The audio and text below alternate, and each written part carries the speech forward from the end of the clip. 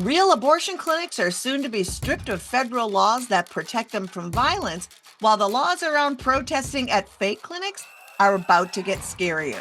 Plus, with the floods in Appalachia and the wildfires of California, when it comes to disaster relief, reproductive care and menstrual products are too often an afterthought. Kimberly Smith from State Line Abortion Access Partners joins to talk about how her organization is helping in crisis and how you can too. And she provides the soundtrack to so much of our work at AAF and has just released a memoir. Neko Case is here to talk about Nazis, embracing her rage, and how she is very selective about who she forgives and who she doesn't.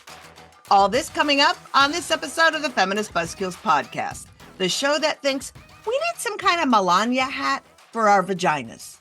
I'm Liz Winstead, and my co-host Moji Olive-Waddell is out today for part of the pod.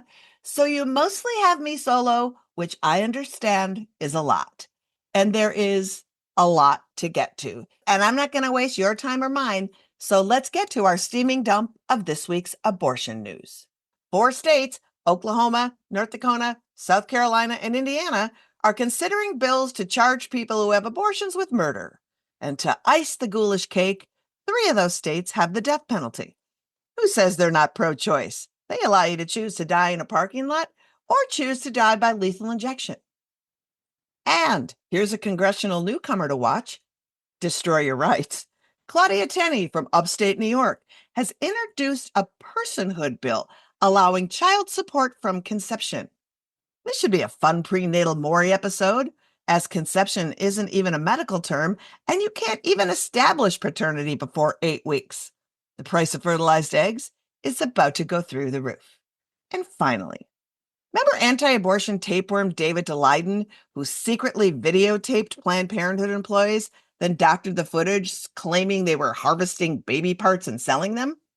Well, this week he pled no contest to a felony count of illegally recording someone without consent. Sentencing is set for a year from now, or according to him, after the spring and fall fetus harvest. And that was your steaming news dump. Y'all, that should be enough news. But no, we have actually more shit. And I'm going to break down some stuff we talked about last week. But before I get to that, I just got to talk about watching these RFK hearings because it was an epic shit show. Something you might not know about me is I was on the radio at Air America Radio with him.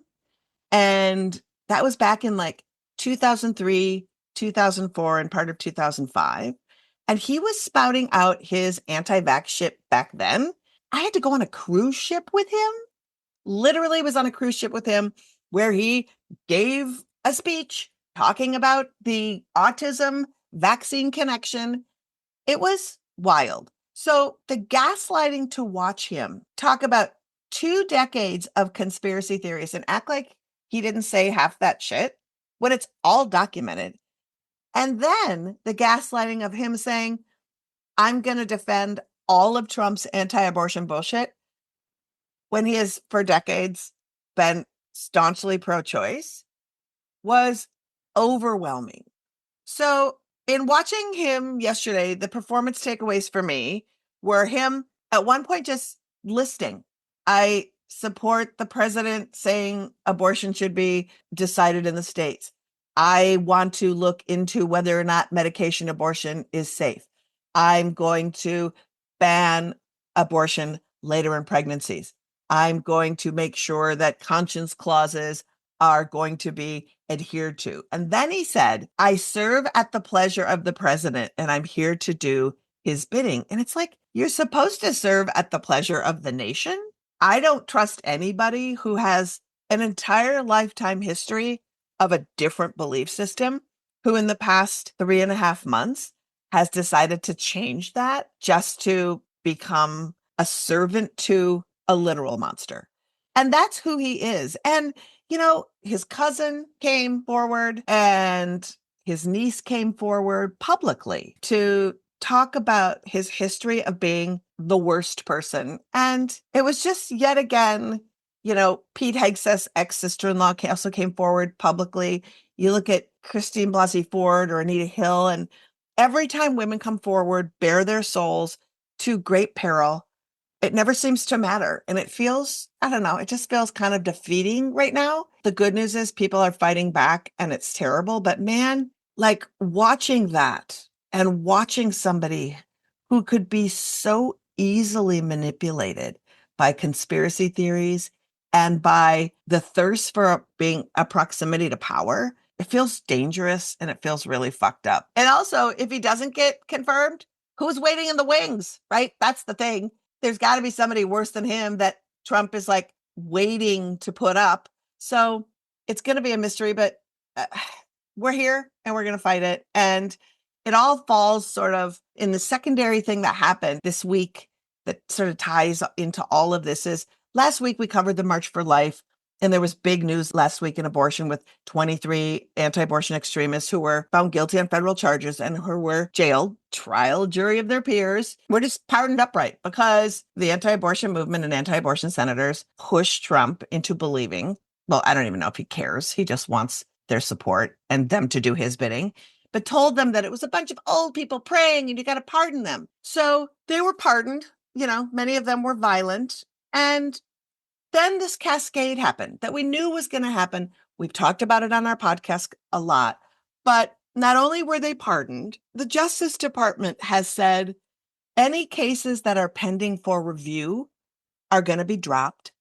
Any other cases that were found guilty and that were awaiting sentencing are not going to happen. And on top of all of that, the law that put them in prison in the first place, well, that law is about to become obsolete because Chip Roy, who is one of the most extremist members of Congress, and Mike Lee, I think he literally puts lotion and massages Ted Cruz's taint. I think that is his job in the Senate. Those two have proposed a law that repeals, it's called the FACE Act. That stands for Freedom to Access Clinic Entrances. And it's a federal law that says you can't block abortion clinics. You can't trap doctors inside. You can't trap patients inside. You can't take away someone's opportunity to enter and access abortion. It's a federal law. It was created in the 90s when there was escalated violence at clinics, arsons, executions of physicians, people being shot, and they needed to curb it. And the only way that they could pass this law was if they also included houses of worship. Let me rephrase that. Christians, Christian churches. And it's been a way that all of these violent protests that were happening at clinics, they could get some justice. They're trying to repeal that, and they're going to. There is a thirst for it. And to ice this whole shitty week on this, not only are they going to repeal this law, that same woman from the news dump, that Representative Claudia Tenney, who is booked and busy talking about how she wants to have personhood and child support from the moment of conception. Well, she introduced a law this week that's got no press that will give fake clinics an extra boost of protection as it takes it away from actual abortion providers. So she's proposed a law called the Pregnancy Resource Center Defense Act. Basically, it is a protection of fake clinics, acting as though fake clinics are profoundly under attack the way abortion providers are. Now, fake clinics were also included in the original FACE Act, but they're just going to repeal that and just only include churches and these fake clinics now. What she's proposing is that for first-time offenses, if you do something to a fake clinic, the fine goes from $10,000 to $25,000. Her bill will ensure that successful lawsuits by pregnancy resource centers or religious facilities, i.e. Christian churches, result in compensation of no less than $20,000, up from the current $10,000. And it will raise the mandatory minimum sentence for arson-related attacks of these fake clinics from 5 to 7 years. Now, this woman is cuckoo bananas. Her website has all the lies. Her website says 70% of people who've had abortions were coerced. That is just pulled out of her ass. Promotes abortion reversal, and then says that big tech is censoring these fake clinics. Actually, big tech was allowing them to post their lies. And if you follow Abortion Access Front or our podcast, you know that we have done a lot of work with our project Expose Fake Clinics, which I'm going to plug in a second, where we have helped shift SEO on these fake clinics. So if you Google abortion and one of these fake clinics come up, you can see the reviews of people sharing they don't provide abortion. So it sort of busts them. And it also said, you know what? You can't purport that you're going to help somebody access abortion care. And then when they actually ask you for it, you sort of lure them into your web of lies, because that's what they were doing. And so when they say big tech was stopping us from talking and our free speech, no, big tech was saying you can't lie to somebody about medical care. You have to tell the truth. Again, with these people, it's always they don't provide medical care. They provide shame. They lure you in under the guise that they'll help you. And the help they provide is surface at best. Here's a diaper. Here's a prayer. Get the fuck out.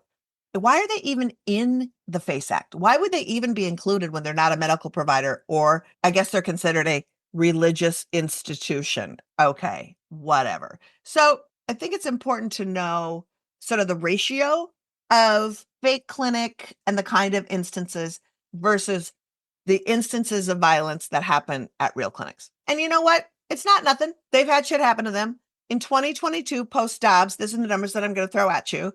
There's been 144 instances of things that have happened at a fake clinic. 118 of them were vandalism, spray painting, you guys are assholes, or breaking pots or breaking windows, that kind of thing. 4 of them were people who went into a disrupted church that was spewing lies or organizing people to go protest at clinics. 2 were threatening public statements. I don't know what that means, threatening public statements. And then 1 was a larger protest targeted at a fake clinic that needed to be disbanded by the police. So when we're talking about the instances at fake clinics, we're talking about maybe some threats, certainly some vandalism to a building, disruption outside the clinic. When you think about what happens at real clinics, doctors are threatened and harassed, followed home.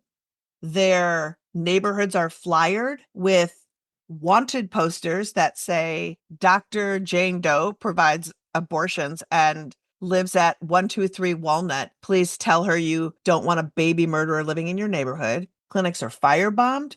Doctors are shot at. Doctors are shot at in their churches, in their homes, at the clinic. The threats are so profound, not to mention mobs of anti-abortion extremists invade these clinics and chain themselves to the doors, to the waiting room chairs. They will harass and harangue the patients. They'll block the entrances. That's what we're talking about. And so to think that we're going to take away all that safety from people who provide care and make it harder for people like Abortion Access Front and activists that want to expose who they are, and with the justice system we have, trying to make telling the truth about these fake clinics a federal offense, or churches, or how they define what a religious institution is, that shit's really scary. And that's what we're up against. But I am not going to back down. We are not going to back down. We have incredible programs at Abortion Access Front that I totally want to plug, because you can help us fight back and you can be part of it. So Expose Fake Clinics that I mentioned earlier is an incredible resource. Go to exposefakeclinics.com and you can learn all about the ways that we can help elevate what they actually do when somebody searches for them in a Google search. We can pass the word around to our friends. We can also think about all the different ways that we want people to learn about them, because if they're going to be protected, then we need to do everything in our power to make sure the public has information about the services they don't provide and what happens when you go there, the manipulation, the lies, the shaming, and also because they don't provide actual medical things, they can collect a lot of your data before you sit down. And then when you realize they're not going to give you any health care, they have a lot of your information, and that information can be given to law enforcement, to this newly bloated FBI, and a lot of that. So we can fight back by simply bringing the knowledge to the people, and you should join us, exposefakeclinics.com. So join us. In fact, you can learn all about it and take action like soon AF. We have the next action hour. We do these monthly where you get together and help expose these fake clinics. The next one is February 26th at 7 p.m. It's an interactive hour of fake clinic education, discussion, and action. That's right. You'll actually get to do some Google reviews and be able to call out these fake clinics for what they are. February 26th, 7 p.m. The link is in our show notes. And as always, all the stories I talked about, Claudia Tenney, all of it will be in the show notes. And if you're looking to access abortion, you can find the best, most up-to-the-minute resources on accessing that abortion care and funding your care at our website, aafront.org. Our Charlie chatbot on the bottom right will walk anyone anywhere in the country through their options and resources for abortion. Let's move on to our guests. Moji and I sat down together for our interviews this week, so let's get to them. First up, an incredible woman whose organization is making sure mutual aid always includes menstrual products and other personal hygiene essentials. Reproductive care is one of the first things overlooked in disaster relief. Joining us is co-founder of State Line Abortion Access Partners based in Bristol, Virginia, an organization that focuses on healthcare support in Appalachia that sprung into action post-Helene to fill the gaps. She has worked in the reproductive rights movement for 25 years and is here to tell us what you can do when things are looking grim. Please welcome Kimberly Smith. Hi, Kim. Hey, Kim. Hi, guys. How are you? Oh, we're, like everyone, barely hanging in there, not thriving. What's thriving? It's a thing that people made up. I don't know. It's a thing that people used to do. In the olden times. Take it in and let the emotional numbness take effect, and then it'll be an easier sale. Wow. Kim, you live in Eastern Tennessee, and you are doing some great advocacy in a state with lots of challenges. So can you tell us about State Line Abortion Access Partners, SLAP, and what y'all do? Sure, yeah. So I'm in East Tennessee, right on the Virginia border. So Virginia still has abortion care, which is a miracle. And we have a clinic in this town, which is also a miracle. So when Dobbs fell, I worked with a group of activists who had been clinic escorts, and we knew that this was going to be a really critical area for people accessing healthcare, specifically abortion care. And we wanted to sort of, create a space to have abortion advocacy in rural Appalachia, hold space for people that hold those beliefs, and also address the very real health consequences of poverty and stigma in our community. So for the last year and a half, we've been fighting anti-abortion ordinances, and we also provide a menu of reproductive health care items that we can distribute for free in our community, from menstrual supplies up to emergency contraception. And we're working with a lot of great partners and doing really cool work, and it's all very exciting.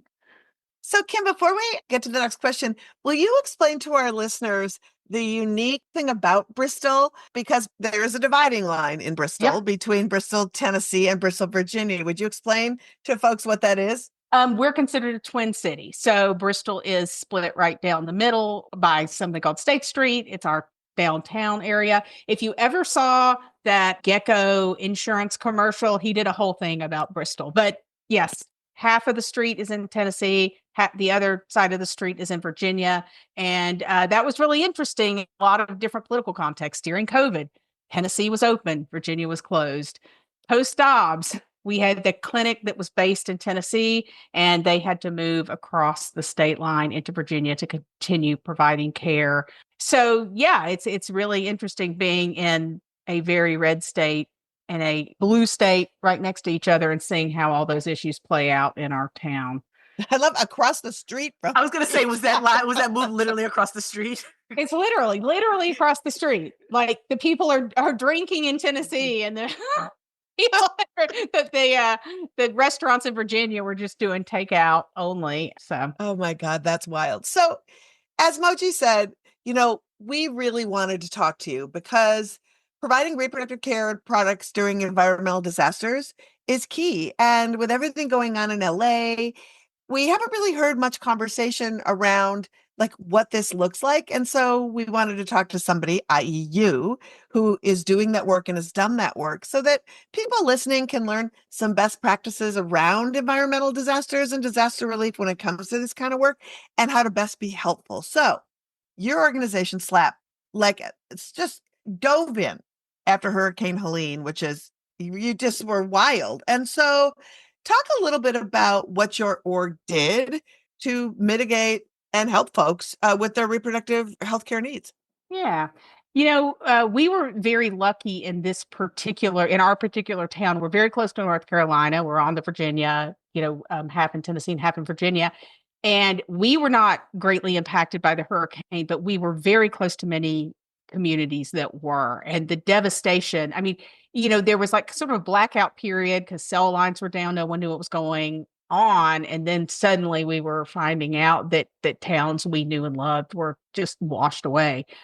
Part of the benefit of being a very hyper local organization is that we know people, we're connected to people, everybody's got family in different places. And also because we distribute reproductive healthcare supplies, we had a whole office full of things that we realized people would probably be needing, primarily menstrual supplies, but we also really wanted to get folks condoms and emergency contraception because it was clear from the devastation that these would be long-term needs. People would be probably cut off from their doctors, pharmacies. They may have lost their whatever means of contraception they used in flooding or just not been able to get it. We felt that we had the resources and we wanted to try to get them where they could be distributed. So again, because we knew people in these communities, it was easy for us to learn who the early reliable distributors of aid would be in some of these towns. That was important to us to make sure whatever we were donating, we're going to get to the people who needed it.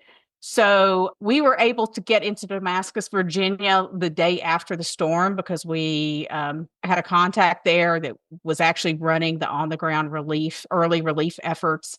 And then over the next week, we distributed supplies to about 15 different towns across Tennessee, Virginia, and North Carolina.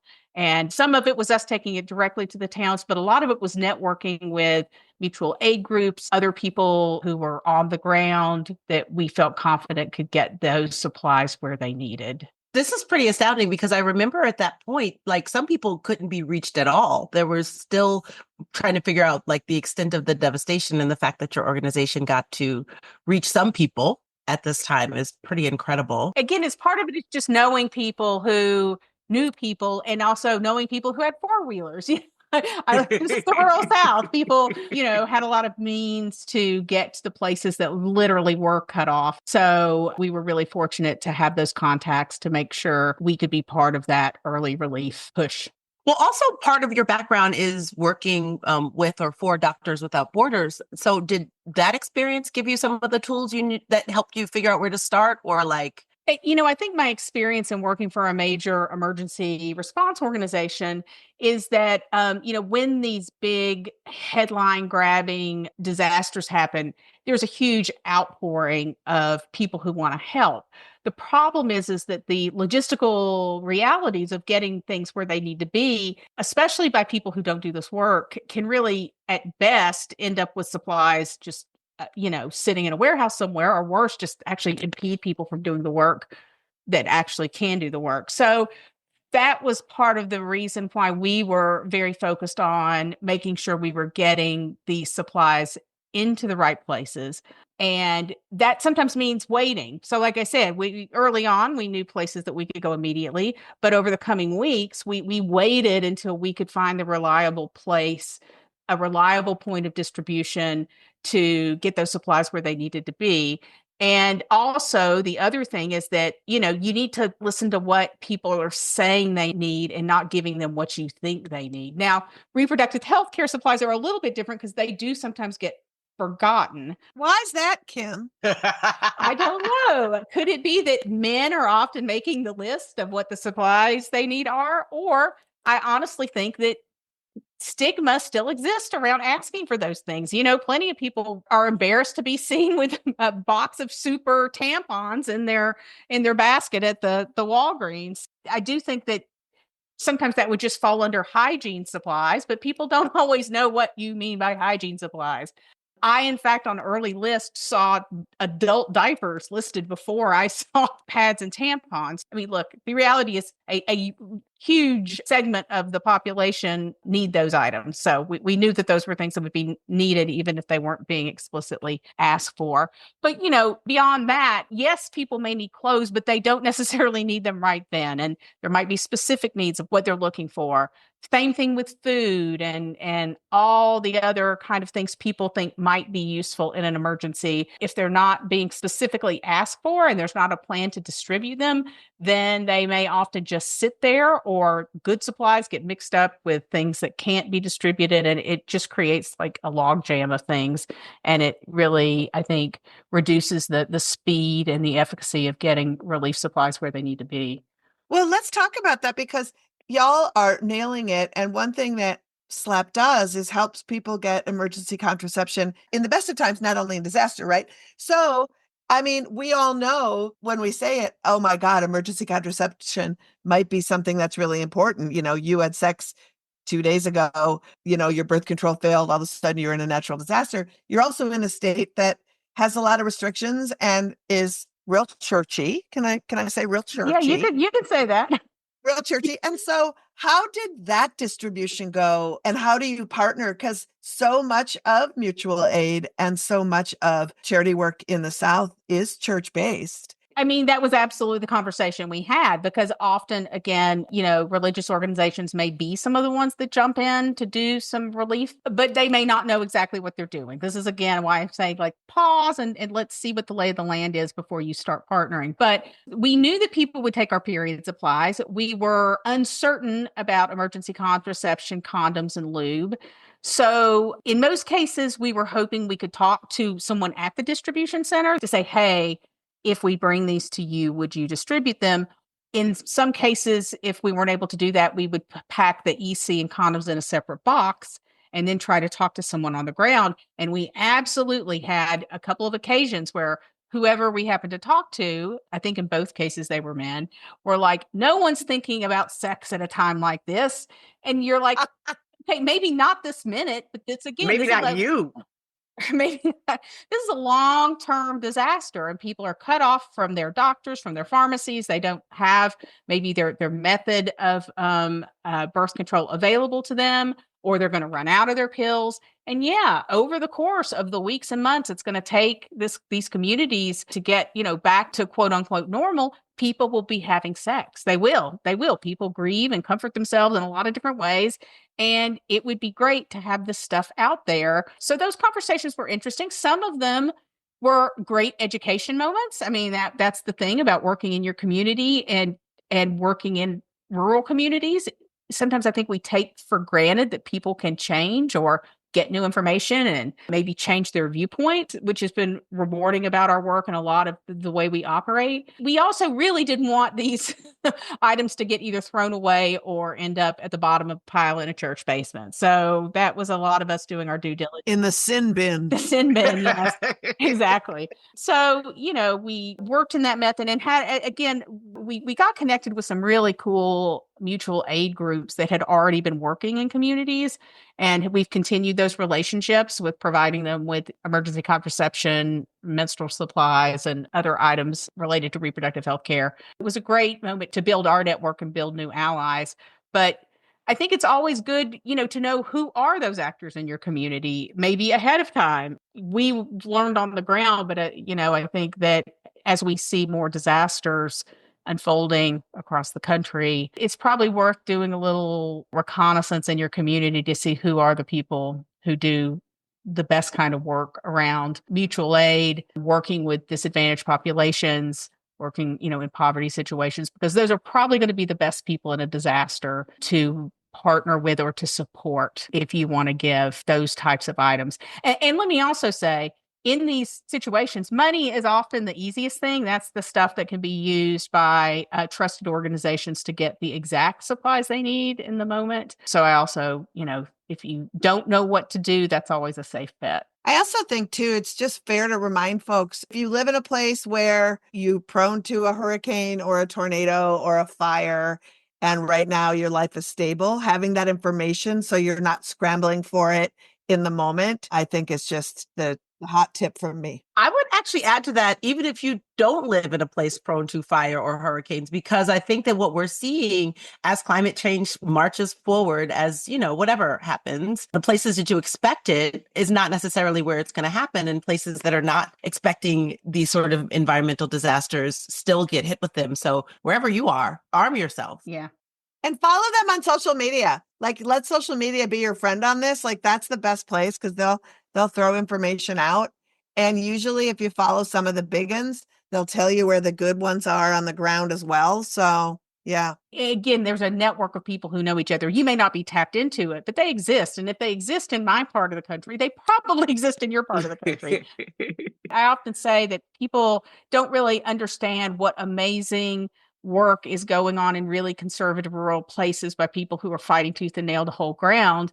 And I feel like we kind of get dismissed sometimes. But there are amazing people doing amazing work in all corners of the country. And, we need your support. And certainly these are some of the groups that did amazing work during the hurricane. And we supported anyone we thought who could get the supplies to where they needed to be. We weren't like picking and choosing. All we cared about was efficiency. Like, are you the right person? But there are amazing, progressive groups that want to continue, that we're continuing to support in reproductive health care needs, specifically emergency contraception, and then connecting them with abortion care organizations and information as that's needed. Kim, this was so helpful. I really was so excited to have you come on and just to put it into everybody's craw who listens that when you see these things happening and you want to know what to do to prioritize these kind of products and this kind of help, because it's so often overlooked. And I have to say that as an activist, it wasn't until I was actually working in this movement that I thought about what that would mean for people. So it's great to have people reminded of that. We'll put in our show notes. We have a really great mutual aid organization in LA that is focusing on period products and this kind of thing that you can help to. And we'll put those links in the show notes of where you can follow them online and where you can do your drop-offs. Everyone can help in these situations, but you just want to do it in the best way. Kim, can you tell our listeners where to find you and how they can support SLAP in the work that you do? We are at State Line Abortion on Facebook, Insta, and Blue Sky. And, we have a website with a lot of the programs we have, which is statelineabortionaccess.org. And we will make sure that all of this information and links are in our show notes. Thanks for the work you do, Kim. Thank you. Thanks for letting me talk about it. It's great to tell people that we're here and what we're doing. And I think in this moment, it's really important to look local and support what's going on in your community, because it's where you can see the most impact, I think, around you. And I think we all need to feel like we're making impact these days. Yes. I think so too. And I think seeing people and there's an accountability to your neighbors in a way that it holds yourself accountable. And also that humanity goes back to that humanity, man. Absolutely. So thanks again, Kim. Thank you so much. Oh, thank you guys. Thanks, Kimberly. To support SLAP, donate to their Amazon wish list, follow SLAP on socials at State Line Abortion, and there's other ways that you can get your mutual aid on. If you're thinking about how you can help in LA right now, follow Mutual Aid LA on Instagram at Mutual Aid LA, and follow all the local chapters of national groups like the Red Cross. That way, you can be prepared to jump into action and know you're doing the right thing. All those links will be in our show notes. Oh, we're going to get to our next guest. Buckle up, because a superstar is about to come on the mic. This is such a treat. Our next guest is a Grammy-nominated musician and songwriter, friend of Abortion AF, and now author of a new memoir called The Harder I Fight, The More I Love You. And we couldn't love her more. Please welcome the one and only Neko Case. Thank you. I love you guys too. So happy to be here right now. I feel like I can take my coat off and just go, what the fuck? That's exactly what you should do here. Yeah. Just, that's what we are. crop dust, whatever you need to do. You just let it out. I feel like we are the soft landing. And holy shit, you are a caring human living in this chaos. And you just released a memoir that sort of reflects a lot of personal chaos. So the timing must be awesome to try to manage your mental health when trying to do all of this. How are you holding up? I'm holding up pretty good. I'm working really hard. So sometimes being really tired makes me kind of out of it. But mostly I'm very solid in going, I refuse to be afraid. Yeah. They can't have my joy. They can't have my fear. Not doing it. But I'm also really freaked out by the amount of people who are so afraid that they don't speak. Like I just did an interview on the radio with someone and they were asking me about personal stuff. And I said, like Nazis, they're bad. Why? And they're here and loud. And they're here and they're loud and they're doing things and they're hurting people. I'm not backing down from this.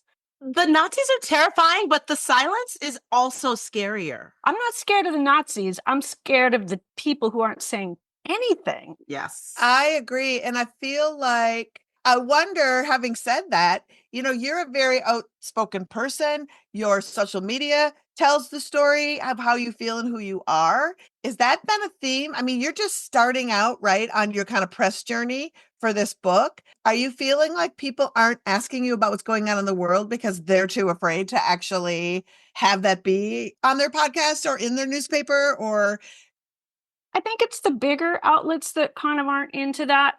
People like you and several other podcasts are very open to talking about it. But the general populace seems to be horrified and quiet. And I feel like it's turning into like, how do I make this okay? Rather than how do we stop this from happening? Because people are going to die in great numbers and families are being ripped apart. And what are we doing about it? Granted, I don't know exactly what to do about it other than be loud about it. I think being loud about it is such an important step, right? I think that sort of the fear that keeps people silent is really devastating. Yeah. It's been a week. Yeah. it's literally been a week. It has been a week and 10 weeks. I just came from upstate New York where a good friend passed away. She had an aneurysm at home. She felt no pain and everything was, it was good. She had a good death. And her partner, her longtime partner, Beth, got her heartbeat going again, even though she was technically dead. So the paramedics were able to stabilize her, get her to the hospital, and they cared for her for 4 days because my friend Diane is an organ donor. And it's crazy. I did not know the things that you need to know about organ donation. And I'm absolutely sure abortion healthcare is going to get into this somehow. But it took 4 days. They tested all of her organs. They're very careful. And at the end of this 4 days, where we stayed with our friend, we held her hands, we sang to her, we laughed, we cried, we were so proud of her and we were so grateful to be with her in the end. And the day came and the advocates for the donor families came in and said, okay, we're going to do a walk of honor, which is something I didn't know anything about. And what happens is the loved ones of the person who is donating walk behind the hospital bed down the corridors to the OR as they take your loved one to go to give their organs to people in need. And I was not prepared. I'm not prepared. I was going to say that is also such a beautiful way to go. It was so beautiful. And so I'm with my beautiful friend's partner. We're holding each other up.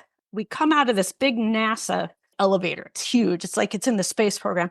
And it was very much like in a movie when you see astronauts in slow motion going toward the spaceship and everybody's saluting them. And it's really emotional. Mm-hmm. And I was like, oh my God. We got out of the elevator.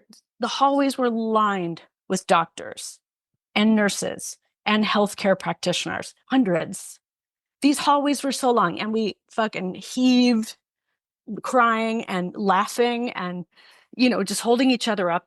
And all of these beautiful people from all over the world, immigrants, like indigenous people, white people, Black people, Jewish people, Muslim, like everybody, gay, trans, like every single person in the world was represented by these healthcare providers who were looking at us and honoring our friend. I just couldn't help but let this thought intrude on my friend's honor walk. These are the people that Trump wants to deport. Mm-hmm. These are the people who are being painted as our enemies. And I was so overcome. But, luckily the beauty of that incredibly, like the apex of human goodness happening there, like overwhelmed that. But I just was so much further galvanized and like, I'm fighting hard when I leave this place. Yeah. This is the future. These people were looking at me from a better future. And I just was so transformed. Like, I'm not the same person I was before that at all, but in so many different ways. And I cannot tell people enough, please look after your people. Please have a plan in place. Or if something were to happen to you, please become an organ donor. Just please be good to each other. These healthcare providers and their intentions were so powerful. Yeah. I've never been in a place like that and probably never will be again, but I just couldn't believe how beautiful humanity can be. That is our future we can have. And we can fight for. Neko, I feel like this sort of evocative storytelling, like I feel like I just went on a journey talking about your friend's walk, and I feel really, really touched. Thank you. And this kind of like evocative storytelling is the kind of thing that I really got out of your book. I feel like you talked about your loneliness. It was less hopeful, but you talked about how you had to use your imagination to navigate loneliness and to distract you from pain. And you did this without the benefit of social media or iPad, which my child has. Mine too. And even when you look at the cover of the book, like there's the words inside, you kind of have your imagination there, which is a little different from the story you just told. But you have you as a cute little kiddo with a cutie cat, and then this terrifying creature behind you. What is that creature? That creature is rage. Like, that creature is women's rage, and the women's rage that we are forcibly separated from because it's too powerful and it protects us. And I've had a lot of therapy in my life, and sometimes there's kind of a little bit too much emphasis on getting rid of that, where, it's like, well, yeah, I don't want to go around punching people. Of course not. But I'm not going to peel out that section of my body. And, that emphasis is also coupled with the idea of forgiveness too. And forgiveness is like justice. It's this incredible thing. And it's not like a thing. Like, it's kind of a system you live in. You are stingy with maybe stingy strong, but you aren't forgiving everybody because not everyone is deserving of forgiveness. Am I right on that? Yes. I think that forgiveness is used especially for people who are victims of sexual abuse, rape, anything. It's often put on you that it is your job to forgive. And forgiveness is this beautiful thing. That's what I was trying to describe. Like, forgiveness is a wonderful state and a beautiful thing, but it's not if it's something that you feel like you're failing at achieving. Like, if the forgiveness is like an organic thing that you feel and you genuinely come to it, sincerely and naturally, and you're like, I understand and I have compassion for that, I forgive. That is wonderful and the greatest thing that can happen to you. But more often than not, I think it gets used where if you don't have the capacity to forgive, there's something wrong with you. So it's another thing you've failed at. And, if you're already blaming yourself for your own sexual assault or rape or whatever it is, you don't need this other thing. Like, why do you have to forgive someone who did that to you? You just don't. I feel like a lot of times, and we see this especially, I'm just bringing it back to politics for a minute, when looking at these cabinet picks, right? And we hear about terrible things they've done. And then people are like, well, you're a Christian now, you've repented, and so we can forgive you. And it's like, we're not hearing from the person that was affected by your sexual assault. No. How can these men sit here and forgive on behalf of a person who was harmed? I think we see that entirely too much. Exactly. And I think it's used as a tool that is like, making it softer for the person who committed the abuse, rather than it being this incredible transforming thing that it should be for the person who was abused. So it's just kind of another really beautiful tool or a beautiful thing that's perverted to be this other thing. Yeah. I hate how people lean on it like that. I agree. And to kind of to your point too, Moji, when people use faith as this excuse with which they deserve to be forgiven. and then you don't do any exploration into what their faith teaches them. And I think we're all talking about, I'm just talking about Pete Hegseth at this point because I fucking hate that guy. That's absolutely who I was talking about. Yes. And to know that his redemption story comes from a church and a pastor and a Christianity that says women are lesser, that men are in charge. There is no rape in marriage, that, you know, there are roles, there are biblical roles. And if you don't adhere to the biblical roles and your husband hits you, it's not him, it's God, you know? And so if your structure is that, and then you demand forgiveness, fuck no. Like, no. No fucking way. Always No no. fucking way. I'll show you my biblical roles. That's right. Mhm. I got a lot of them at this point. Yeah. I've earned every one. Oh boy, tell me about it. Okay, we should talk about your book because you're so easy to talk to. We can talk about everything. So I know that when you were approached for your book, that you wanted to write something narrative. And they were like, how about a memoir? And you were like, okay, how about a memoir? So how did you decide what you wanted people to know about you? Because imposter syndrome, when you write a book, is real. Mm-hmm. And you are so wonderful in songwriting with narrative and taking liberties. How does all of that dovetail? And how did you just get there to write a memoir that you felt like was something that you wanted people to know about you? Well, I'm kind of an oversharer, so I'm not too worried about people knowing stuff about me that's, you know, difficult or seems private. There is a part of storytelling that's really difficult, like when I have to talk about myself, because I want to make up a story, right? I already know my own story, so I'm kind of like, oh, well, that's going to be boring. And so there would be times when I would be cruising along and I'd be like, oh my God, who's going to want to read this? It's so boring. And then luckily for me, I worked with an incredible woman named Carrie Fry, who's a great writer and a really great editor. And she would come along and kind of help me with prompts. You know, she'd like shift the perspective and it would get me out of little ruts, which was so helpful. And she's so funny and we just had a really good time. And I really look forward to meeting with her every week. And that made it fun. Like there was a fun aspect of it. I feel like when I write, sometimes I feel like I get a story out and then it doesn't feel done or it feels done way too soon. Did you just leave yourself in the care of your editor for that? Or were you sometimes like, oh yeah, that's the whole story. I got nothing left. I wrote so much stuff that got taken out. Like I just overwrote. And that way I knew there would be enough. I'll make 10 cakes, I guess. I don't know. I also feel too, the sign of a really good editor is when you write a bunch of shit that you love and then your editor does the editing and then you don't miss it. Yeah, right? Exactly. That's the part that feels great. Yeah. And between Carrie Fry and Colin Dickerman, who was my big editor, you know, there was only like 2 things that I was like, oh, can we put that back? I missed that. So it was, you know, I decide I'm a total control freak and it's really weird to go, I'm going to trust them. Okay, I'm going to do it. It was a nice exercise. So this is a big question, but what are you most excited for people to learn about you that you think they wouldn't know in the pages of this book?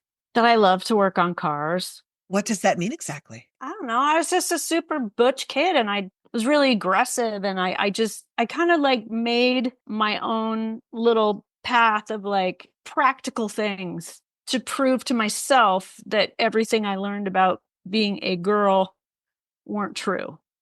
Like I think a lot of boomers and a lot of Gen X people grew up with such gnarly patriarchal dogma happening, like it's in your soul. And I can absolutely say for certain that I was pretty misogynist as a young person, just because I succumbed to some of the mythology, like there's only room for so many women in things, you know, like art and music. It's like there's room for everybody in art and music. What are you talking about? Also in sports. Also in sports. Thank you. And so I had to prove to myself to get out of it. And so working on cars and kind of, you know, learning from people that I knew who were good at it, and doing things on my own kind of started to like unravel some of that. And I felt good about myself. I felt like I can take care of myself. I want to hear about this Thelma and Louise musical that you're working on. And so I need you to give us a little detail about this. I'll give you all the details you want about that. I'm so proud of everything we've achieved. It's been almost 9 years we've been working on it. Callie Curry, who wrote Thelma and Louise and won the Oscar for the screenplay, is writing the story. And the really beautiful thing about it is that, a movie's 2 hours. So, and the actors are really good, and Ridley Scott did a good job. So like you can suspend your disbelief and you can go, oh yeah, these women have been friends their whole lives, of course. But we don't actually get backstory really about these two women. And we don't really see a lot of interplay where they kind of go back in their lives and, give us snapshots of their friendships or like details or touch on important events or what have you. So we've gotten a lot of that. And there are some characters that were taken out of the movie that were put back in. One of the really important things we're doing, because, men need stuff. We wanted to make sure to really honor the male characters in the show. We wanted to make sure that they weren't cartoons. Because, some of the people in the movie are a very cartoonish portrayal of like certain elements of, sexual harassment or what have you. Whereas the men in the story are very complicated and 3D, and we want them to be redeemable, and we want everybody to understand what we all lose when we are subjugated and we play by these rules that make no sense all the time. I just am so proud of everything, and I'm really hoping it gets on the stage soon, because do we have any target dates? I think it's being said maybe spring of 2026. But we just started doing it with dancers, and that has like seeing it on stage and seeing the movement. And, I'm 54 and I've never really been like around that kind of art before. So like, I've seen it on TV and I think it's really cool. But then watching these people dance in front of me, I can barely talk to them. And they're like the nicest people. They're the nicest British people you've ever met. And I'm just like, I can't even tell you how it makes me feel, which is so cool. I love when art makes you just absolutely tongue-tied, and they're so talented. They make you feel, as they're dancing past you, they make you feel in your body the gyroscopic movement, and you feel like I could do that too. And it's like, when you have one of those goggles on and you're going down the roller coaster and your stomach, it's like that. My son goes to an art school on weekends for, weekend kid stuff. And this week they had, while he was in his classes, a bunch of teenage ballerinas, multicultural group of teenage ballerinas that were just sort of like practicing / in front of everyone in costume, like mostly parents. And I was sitting reflecting on how hard the week had been. We had just at AF followed the March for Life, which is Hate-a-Palooza. Oh. And I was like, oh, this is why we do our work, so that a multicultural group of teenage ballerinas are safe to do this, right? That this is, as much as like we have our political aspects of it, I really did have revelation that like this art, young people doing art is like, this is what hope is. Yeah. And so when you're describing that, I just went back to that moment I had on Saturday where like, oh yeah, young people doing art. This is why we fight. Yeah. We were working on the musical in England, and I was thinking, doing interviews with people who are English, and, they would ask me about politics in America. And I was like, American people as a whole, like, we just don't have that in our hearts. Like, we're not upset about gay people or trans people or immigrants. Like, we don't hate them. We love them, and they're in our neighborhoods and in our lives. Like, this is like this weird, like Nazi, it's like Hitler for dummies. Yeah. It's just like the most uninventive, look over here, It's the worst cover band maybe ever. It is so bad. I mean, they can't even have original hate, which is really one of your lamer things like in the world.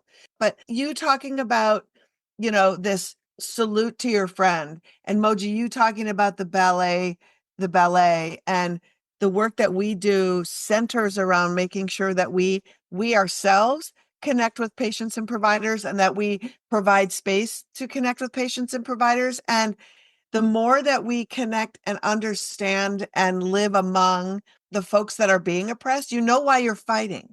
And I think the farther we get away from that, and when we get isolated and scared, like, we tend to go inward.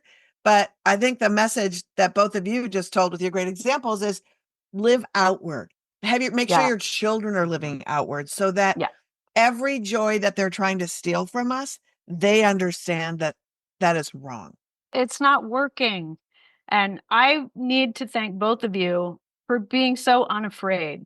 And I'm sure maybe inside a little bit sometimes you are, but like seeing you guys mocking this ridiculous thing that's not even worth talking about usually. It's just like, oh God, how pathetic.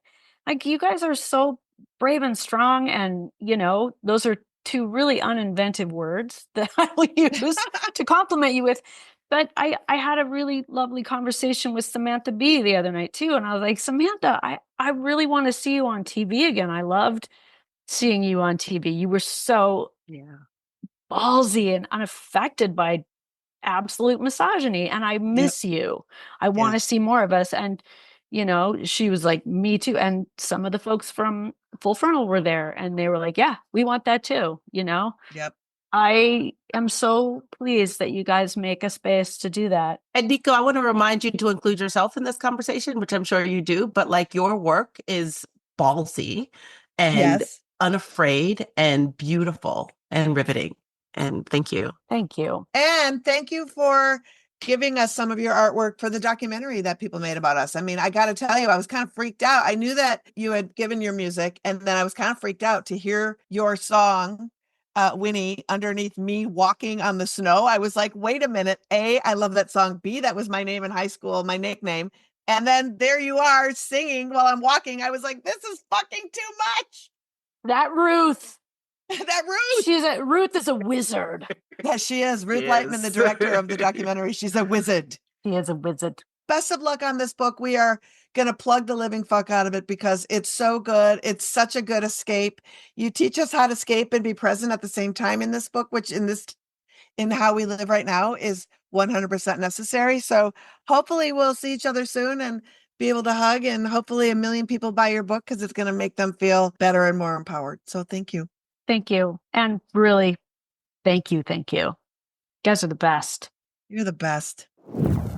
Get Neko's memoir, The Harder I Fight, The More I Love You. She's on book tour now. You can find all the dates at nekocase.com.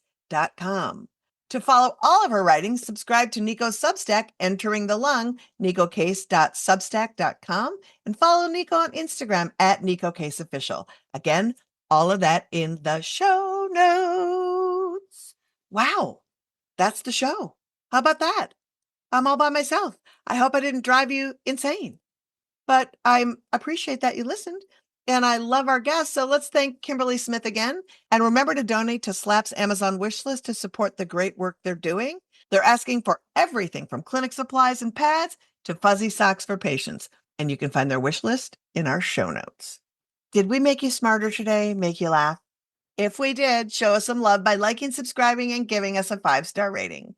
Plus, stay connected with us on social media at Abortion Front across all platforms except X, because fuck them. Also, looking where you might fit in to do some abortion activism? Well, we've got a 5-part training series called Operation Save Abortion at operationsaveabortion.com. And while you're there, you can visit our super cool activist calendar, which is full of local and national actions and opportunities. Scroll around, poke around, pick one, do some good. Next week, we are dark to recharge our batteries, but we'll be back on Valentine's Day, Galentine's Day, What the Fucking-Tine's Day, and we have amazing guests. Amy Merrill of Plan C Pills will be here to talk about telemedicine, the current threats facing medication abortion, and what social media censoring might do to restrict important information. Plus, musician, writer, and performance artist Bitch joins to talk about their musical play Bitchcraft, which opens off Broadway. Previews on February 7th in New York City. And support our work. Join our Patreon. Give us money. Support great content and get cool FBK merchant experiences. All pledge support this pod and all of our activism at Abortion Access Front. Pledge at patreon.com/feminist buzzkills. FBK is edited by Remy DeTournay and is produced by Abortion Access Front. And finally, we leave you with Christy Hamrick of Students for Life, who shows us her whole ass by insisting that people are drinking a Slurpee full of abortion. We want to help you all Elliot Ness, the Al Capone of abortion. They got him with taxes, and we'd like to help you get the abortion industry with the environment. Why not use their tools against them, right? You built the weapon, I'm going to launch it. You know, you're the ones who told me the environment was important. Well, then can I get an amen? Because I have an environmental proposal for you. I don't want to drink your abortion. Feminist Buzzkills, the podcast from Abortion Access Front. New episodes drop Friday. When BS is poppin', we pop off. And if you want to support our podcast and all the work of Abortion Access Front, like, subscribe, and join our Patreon at patreon.com/feministbuzzkills.